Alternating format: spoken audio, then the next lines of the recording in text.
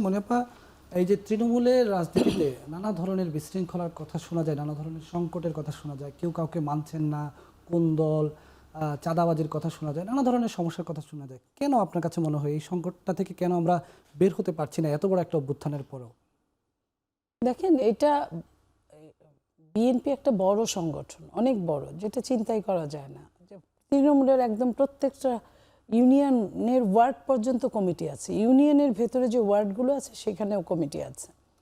তো সেই জায়গায় আপনার এত বছর পরে হঠাৎ করে একটা সরকারের মানে জঘন্যতরভাবে উৎখাত হয়েছে সরকার, দেশের অনেকটা আইন শৃঙ্খলায় অনেকটাই ধরাছোঁয়ার বাইরে, মব মানুষ যখন করছে সেইখানে বড় দলে একটু তো এদিক আমি ওদিক কিন্তু হতেই প্রশ্নটা পারে। বিএনপিকে নিয়ে করিনি, আমি বলেছি তৃণমূলের রাজনীতিতে যে নানা ধরনের সংকট, আমি তো কোনো দলের নাম উল্লেখ করিনি। আপনি কেন মনে করে নিলেন যে আসলে বিএনপিতেই সমস্যা? না, এটা বিএনপি, আমি আমারটা বলছি, আমি অন্যের দলেরটা নিয়ে তো আমার কথা বলার কথা না, জি। কারণ এটা আমার নীতি বিরুদ্ধ।